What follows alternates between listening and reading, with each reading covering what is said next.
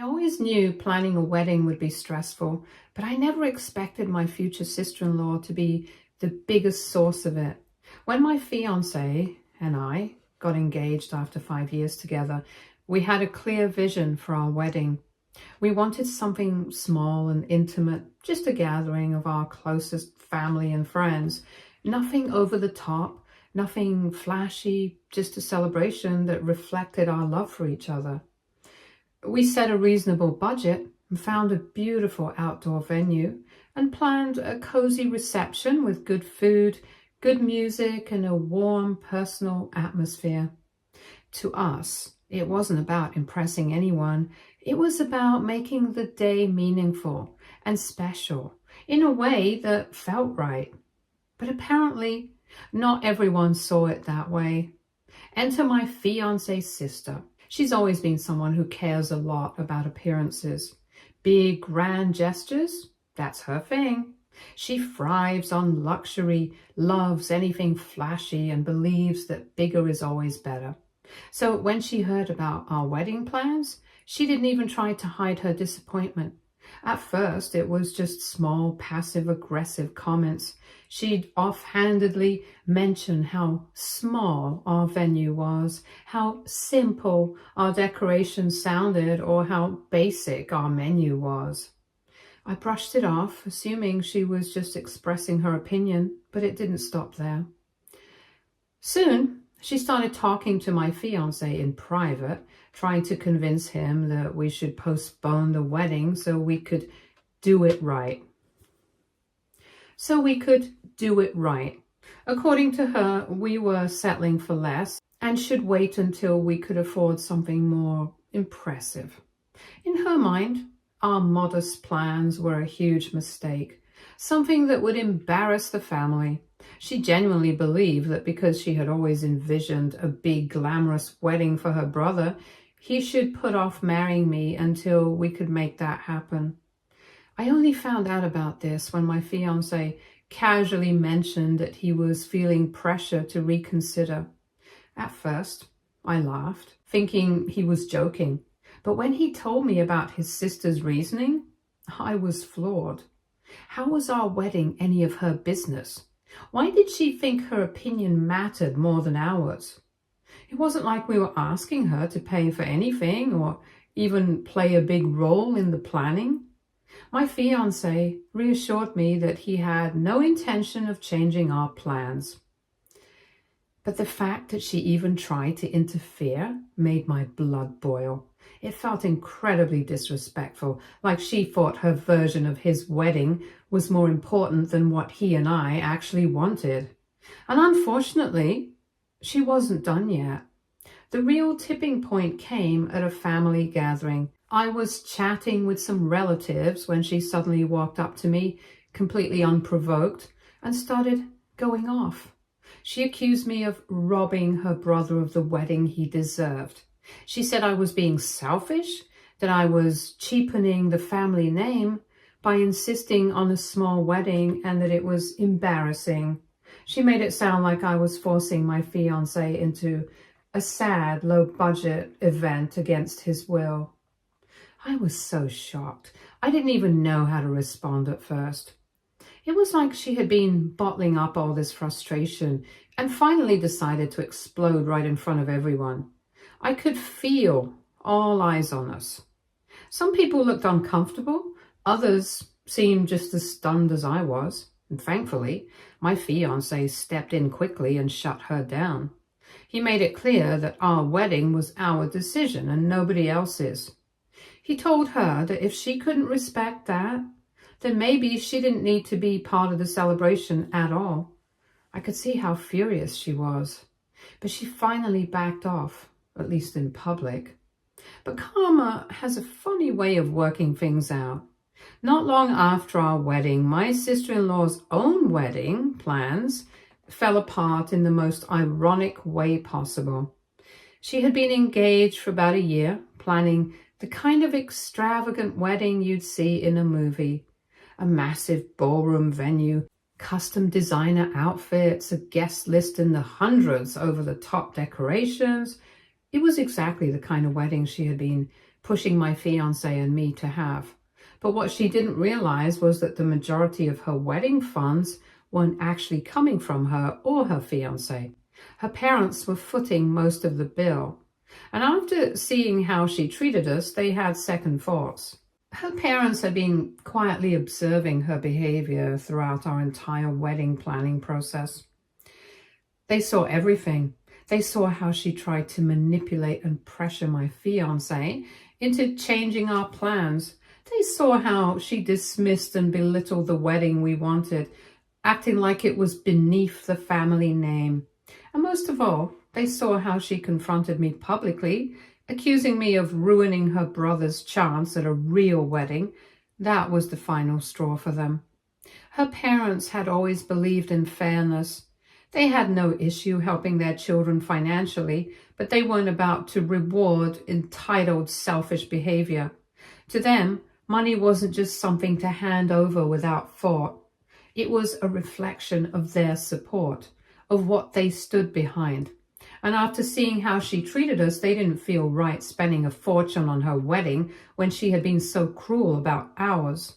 So when it came time to finalize payments for her big extravagant wedding, they made a decision. They decided they weren't comfortable footing the bill for an event when their daughter had acted so entitled and disrespectful. Instead of continuing to fund the over-the-top spectacle she had planned, they quietly pulled their financial support. She didn't find out right away. She only realized what had happened when she went to confirm some final payments with vendors and saw that the money wasn't there. Panic set in immediately. She called her parents completely frantic, demanding to know what was going on.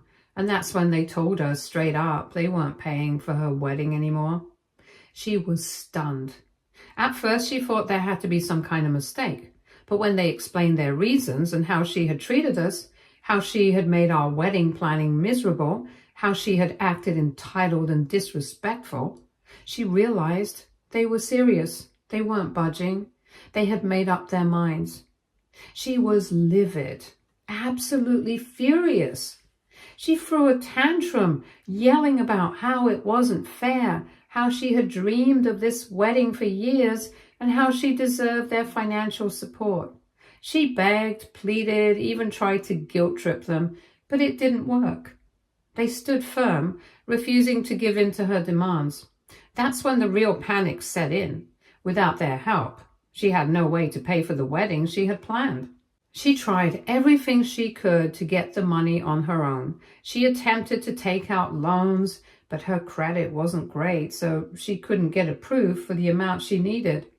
She turned to her fiancé's family, hoping they would step in, but they weren't willing to contribute beyond a small amount. She even tried to guilt trip my fiancé into giving her money, but he wasn't having it. After everything she put us through, there was no way he was going to fund the very wedding she had used as a weapon against us. In the end, she had no choice but to downsize. A lot. The grand ballroom venue she had booked? Gone. The designer dress she had been so excited about? She had to settle for something much simpler. The extravagant decorations and the huge guest list? Cut significantly. The entire wedding had to be reworked into something far more modest than she had originally planned. She still had a wedding, but it was nowhere near the spectacle she had envisioned.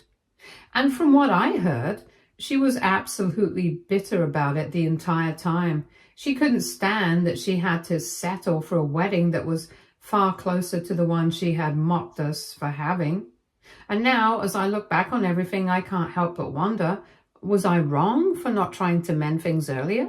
Should I have tried harder to smooth things over before it got to this point? Or was this just a natural consequence of her own actions? Maybe if she had been kinder, more understanding, and less focused on controlling things that weren't hers to control, she wouldn't have ended up in this situation. Maybe, just maybe, this was the lesson she needed to learn all along. Update 1. A couple of days after my original post, my sister-in-law tried to reach out, but it wasn't an apology, not even close. Instead, she wanted to justify herself, to make excuses for her behavior, as if there was some logical reason behind everything she had done. She claimed she wasn't trying to ruin our wedding. She was just looking out for her brother and wanted the best for him, as if that somehow made everything okay. I wasn't buying it, not for a second. If she truly cared about her brother's happiness, she would have respected his choices from the start instead of constantly pushing her own vision onto our wedding. This wasn't about love or concern. It was about control. It was about her thinking she knew best, that her opinion mattered more than ours, that her idea of the perfect wedding was the only one worth considering. She had spent months undermining us, making backhanded comments and treating our plans like they weren't good enough. That wasn't love. That was entitlement. My fiancé was just as fed up. He had already put his foot down before, making it crystal clear that he wasn't interested in entertaining her complaints anymore. And he wasn't about to start now. He told us straight up that she had overstepped, that she had disrespected both of us, and that we weren't going to waste any more time arguing about it. Our wedding was done. It had been beautiful, intimate, and exactly what we wanted. And we weren't going to let her bitterness take anything away from that. But of course, she wasn't ready to let it go. When she realized my fiancé wasn't going to engage with her, she turned to their parents instead, hoping they'd be more sympathetic. She tried to guilt trip them, painting herself as the victim. She told them they had been too harsh, that pulling their financial support for her wedding was unfair and cruel. She acted like she had been wronged, like she was the one suffering, completely ignoring the fact that she had brought all of this onto herself. Her parents, to their credit, stood firm. They weren't about to be manipulated by crocodile tears. They calmly told her that their decision wasn't made out of anger or punishment. It was made out of principle. They had seen the way she treated us. They had seen her selfishness, her entitlement, her complete disregard for anyone's feelings but her own. And they simply couldn't, in good conscience, reward that kind of behavior. They reminded her that she had plenty of chances to be supportive, plenty of opportunities to respect our choices and act with kindness. But instead, she had chosen to be judgmental, manipulative, and downright rude. And now she was dealing with the consequences of her own decisions. What's crazy is that even after all this, she still saw herself as the victim. In her mind, she hadn't done anything wrong. She genuinely believed she was just being a caring sister, looking out for her brother, and she couldn't understand why people weren't taking her side. It was almost like she had convinced herself that she was the only one who knew what was best, and the rest of us were just being unreasonable. But the reality was, she hadn't been looking out for my fiancé. She had been trying to control him. She hadn't been concerned about his happiness. She had been concerned about her own vision of what his wedding should be. And when things didn't go her way, she played the victim instead of taking a hard look at her own actions. In a last-ditch attempt to shift the narrative, she started reaching out to extended family members, trying to turn them against us. She spun the story to make herself look like the one who had been wronged. According to her, we had overreacted, shut her out over a difference of opinion, and punished her for simply speaking her mind. She framed it as if we had been unfair, as if we had blown everything out of proportion just because she had a different perspective. But at that point, most of the family had already seen her behavior firsthand. They had watched as she tried to take over our wedding planning, disregarded our choices, and threw a tantrum when she didn't get her way. It wasn't just our word against hers. People had witnessed it, and they weren't falling for her act. While a few relatives were sympathetic and felt bad that her wedding had to be scaled down, the majority saw the situation for what it really was. Of course, there was still a couple of people who thought we should be the ones to reach out and be the bigger people. They suggested that since our wedding had already happened and her extravagant plans had fallen through, There was no harm in trying to mend things. They thought that letting go of the drama and making peace would be the right thing to do. But honestly, I wasn't feeling it. Not after everything she had put us through. Because at the end of the day, it wasn't just about the wedding anymore. It was about respect, about boundaries, about the fact that she had never once acknowledged how hurtful her actions were. If she had come to us with genuine remorse, if she had owned up to her behavior and admitted that she was wrong, maybe things would have been different. But she didn't. She never apologized. She never took responsibility. Instead, she acted like the victim, as if she had been unfairly treated, instead of recognizing that she was dealing with the natural consequences of her own choices. And making peace isn't just about sweeping things under the rug and pretending they never happened. Real reconciliation requires accountability. It requires someone to recognize that they've hurt others and to make an effort to fix it. And as long as she refused to do that, I didn't see any reason to chase after a relationship. She clearly didn't care enough to repair herself. So no, I wasn't going to be the one to fix things, not this time, and honestly, I was okay with that. Update 2. Things took a dramatic turn when my sister-in-law's fiancé called off the wedding. I don't think anyone saw it coming, not even her. One day she was still desperately trying to salvage her over-the-top wedding plans, doing everything she could to make her dream wedding happen despite all the setbacks. And then, just like that, everything came crashing down. Apparently, all the financial stress and her relentless obsession with having a grand, extravagant wedding had started putting a serious strain on their relationship. Her fiancé had been growing increasingly frustrated, feeling like he was no longer an important part of the equation. What was supposed to be a celebration of love had turned into a spectacle, an event that seemed to matter more to her than the actual marriage itself. It wasn't about their future together anymore. It was about the image she wanted to project. She was fixated on the designer dress, the luxury venue, the hundreds of guests, and all the expensive details that came with it. But what she failed to realize was that a wedding is just one day. A marriage is supposed to be for life. And somewhere along the way, she completely lost sight of what truly mattered. From what I heard, her fiancé had been hesitant for a while, but didn't want to hurt her. He tried to be understanding. He tried to compromise. I honestly didn't expect things to escalate this much. I thought that after some time, she'd calm down, reflect on everything, and eventually accept the situation for what it was. But instead of taking a step back and reevaluating her actions, she doubled down on her victim narrative. She refused to take any responsibility and instead painted herself as someone who had been wronged by everyone around her. To make matters worse, she took to social media to air out all her grievances in the most dramatic way possible. She made a long, emotional post about how her family turned their backs on her and how she was left completely alone in her time of need. She left out every crucial detail, of course. She didn't mention how she had belittled our choices, manipulated my fiancé, or treated our parents like an unlimited ATM. She didn't mention how her fiancé had tried to work with her and how she refused to budge. Instead, she framed it as though she had been cruelly abandoned by the people she trusted the most.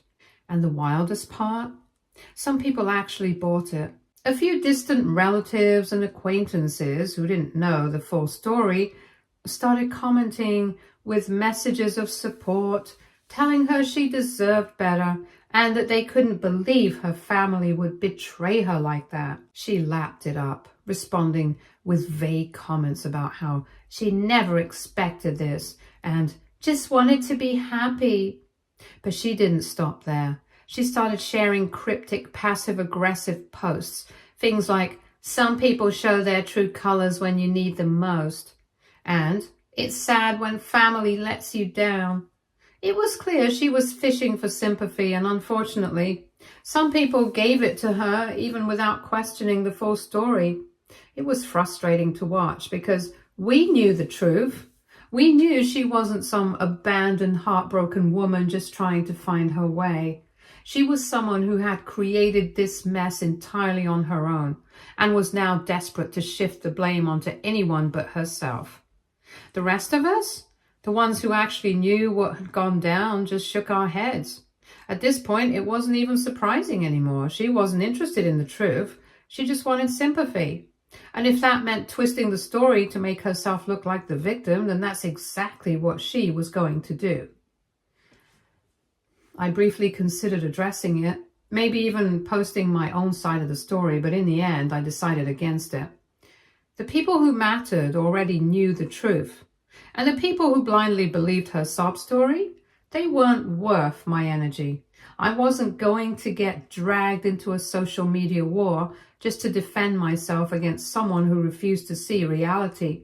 If she wanted to play the victim, that was on her, but I wasn't going to be part of her performance.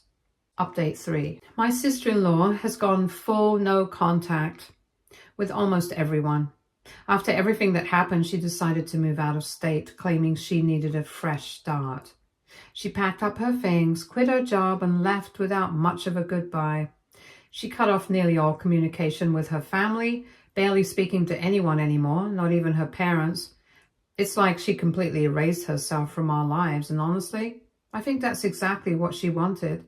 She lost both her wedding and her relationship, and instead of reflecting on what went wrong, she chose to run from it. It's easier to blame everyone else than to admit that she might have played a role in her own downfall.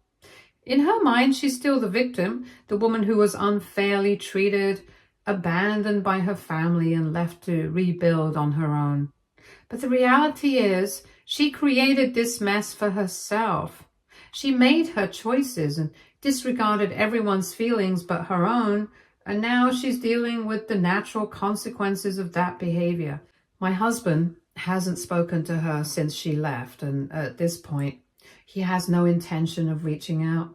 He spent too long dealing with her entitlement and selfishness, and he's done. There's nothing left to say. He gave her multiple chances to be respectful, to support us, to be a decent sister. She chose not to. That was her decision, and now she's living with the consequences. He told me once that he never wanted it to come to this. But after everything, he just doesn't have the energy to keep trying with someone who refuses to change. As for her parents, they're disappointed, but they've also come to a point where they're done enabling her behavior. They stood by her for years, supporting her in every way possible. But watching her try to sabotage our wedding was their breaking point. They realized she wasn't just a little spoiled, she was completely unwilling to take responsibility for her actions. They told us they still love her, but they're not going to keep making excuses for her behavior. If she ever wants a relationship with them again, she's going to have to be the one to fix it. And that means owning up to what she did instead of pretending she was some helpless victim. And us? Well, our wedding went off beautifully, exactly how we planned it. Small, intimate, and full of love. It was everything we wanted, and we couldn't be happier. Despite all the drama, all the stress, and all the unnecessary interference, we got the wedding we dreamed of. And at the end of the day, that's all that matters.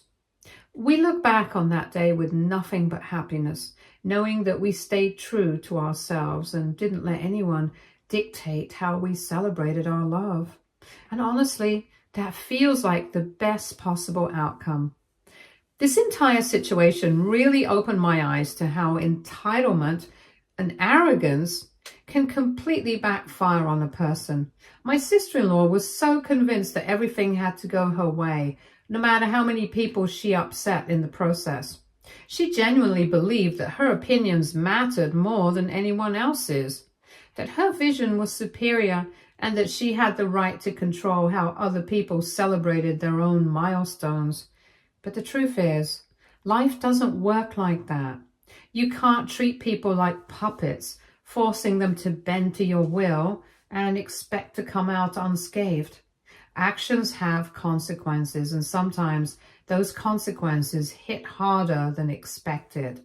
She spent months trying to undermine us, belittling our wedding choices and acting as if we were making a huge mistake by not going all out with some grand, extravagant event. When she didn't get her way, she resorted to guilt trips, manipulation, and outright disrespect. And when her parents finally decided they weren't going to reward her behavior by funding her own dream wedding, she spiraled. Instead of taking a step back and realizing she had gone too far, she doubled down and she blamed everyone but herself. She refused to acknowledge how her attitude and actions had led to her own downfall. Even when her fiancé finally had enough and called off their wedding, she still didn't stop to reflect. Instead of recognizing that her obsession with a picture-perfect wedding had driven a wedge between her and the person she was supposed to be spending her life with, she turned the entire situation into a pity party for herself. She cast herself as the victim, convinced that the world had turned against her, when in reality, she had simply pushed too many people away with her entitlement. At this point, I honestly don't know if my sister-in-law will ever take accountability for what happened. Maybe one day she'll look back and realize just how much damage she caused, not just to us, but to herself. Maybe she'll come to terms with the fact that she had every opportunity to be kind, to be supportive, to be happy for her brother and me, and she chose not to. Maybe she'll understand that the choices she made, every comment, every tantrum, every demand, led her exactly where she is now. Or maybe she won't. Maybe she'll always see herself as the person who was wronged instead of the person who caused the chaos. And honestly, that's no longer my problem. At the end of the day, I've moved on. We've all moved on. My husband and I got the wedding we dreamed of, surrounded by people who truly loved and supported us. We didn't let her drama ruin what was supposed to be one of the happiest moments of our lives. And that, more than anything, is what truly matters. To everyone who followed along with this entire wild ride, thank you. Your support, advice, and kind words have meant so much to me. Reading your comments reminds me that we weren't crazy for standing our ground, and it made this whole ordeal a little easier to deal with. I appreciate every single one of you. Wishing you all happiness, love, and most importantly, drama-free weddings. Stay tuned for more stories from our girl relationships.